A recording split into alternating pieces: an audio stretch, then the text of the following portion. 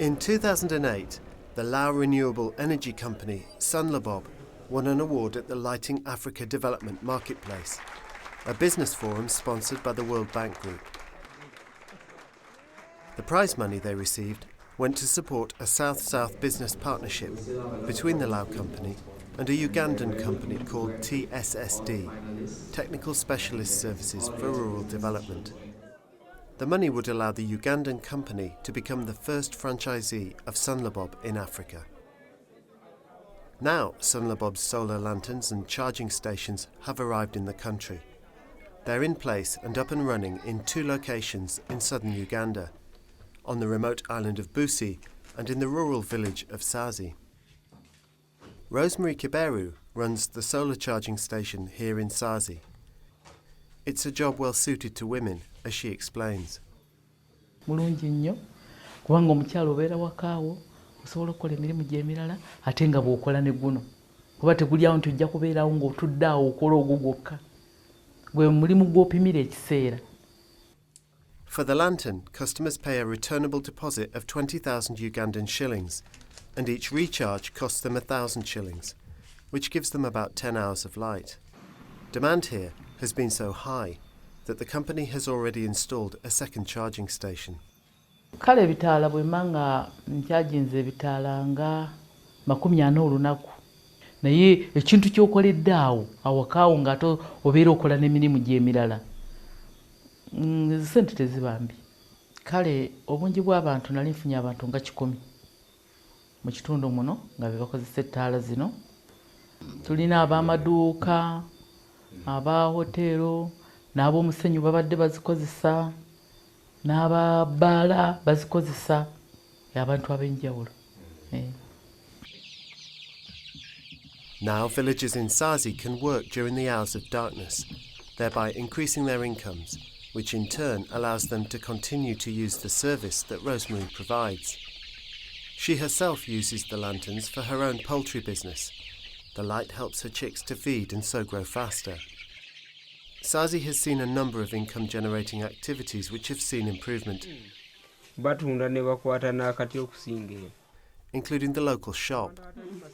Kale ekitala ekyo kituyamba kubanga kikuba light buli wamu n'osobola okulaba. Tebulaba bulungi omukka, buleeta omukka mu bintu. It's an opinion that this shopkeeper's clients agree with also.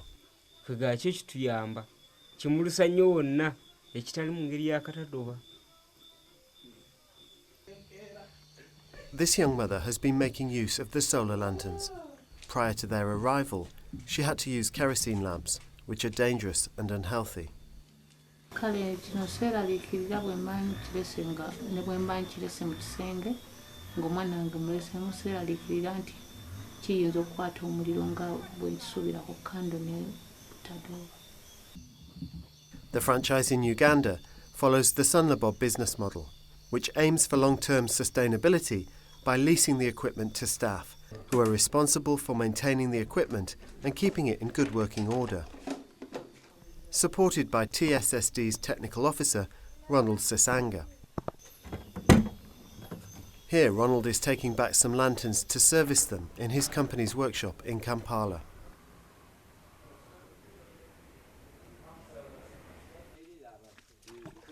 The following morning, Ronald travels to the island of Busi. It's about 10 square miles in size and isn't linked to the electrical grid. Here, the marsh is so shallow, it doesn't allow for motorboats, and all travel to and from the island is by paddle boat, like these ones. We are going to the remote area called Busi. It's an island about 10 kilometers from the mainland. That's where we installed a charging station. The area has a population of around 300 people. We found that area, it doesn't have electricity, and the government, and it will take a government like 15 or 20 years time to come to install power. When the islanders heard about Rosemary's charging station in Sazi, they became interested in having their own. Now, in total, there are 95 solar lanterns on Busi, which are being used by 60 households. John Sferusa has been trained to run the franchise here on the island. There are 2 solar panels on the roof of his house, from which a cable runs to 2 charging stations and a computer which reads the charge that the lanterns are receiving. Due to popular demand, he also charges mobile phones. Every day, about 10 people come to recharge their lanterns. The local economy revolves around pineapples. But the villagers are poor, and so they have developed an innovative way of paying for their solar energy. Saba amanya gange nze Nankumbi Brenda saba ndi mulimi w'ennaanansi saba njagala ekitaala naye siina ssente zikola ki sobola kikyajinga kati mbadde nsaba ndeetengayo ennaanansi zange 2 onkyajingira ekitaala ate era tusaba tufunireyo akatale kaki k'ennaanansi tusobole okuba nti tutunda tufune ku ssente ezituyamba. Now the solar charging station has become a bulking point for pineapples. Customers like Brenda pay 2 or 3 pineapples for 10 hours of light.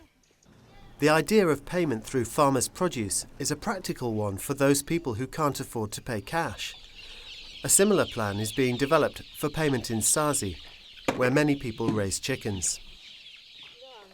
This return to the bartering system is also a practical solution to the problem of limited markets, as Brenda explains. Ennaanansi tufuna ab'emmotoka ne bazitwala ku mwalo eggulwe ne bazisomosa paka e Nakiwugu. Kati zigenda okutuuka eyo nga teziriiko katale. N'otunda nga nezikuzaayo olabira ddala nga ki toyina ssente nezogenda okuwa abaki abalimi. Kakati awo mbadde nsabira ntunoonyezeeyo akatale sobole okuba kituddamu amaanyi mu kulima mu bintu bye tukola ki bye tulima. Bwe bibaako akatale muba muddamu amaanyi agakola. Helping to generate local business, which in turn will help poor rural people to pay for their energy use, is a cornerstone of the Sunlabob business model. The Ugandan franchise has recently allied with a marketing firm, Agrinet, which has recognised the area's potential. Particularly should links be created from the area to juice processing factories in the capital, Kampala. Now Agrinet has secured a deal for 2 tons of pineapples, which are being transported from Busi for sale in Nakasero market in the capital. As a mother with children to look after, having light at night also allows Brenda to work for longer on the farm, because now she can help her children with their schoolwork during the hours of darkness. Following the success of these 2 charging stations, TSSD now plans to deploy new lanterns in the areas of western and northern Uganda.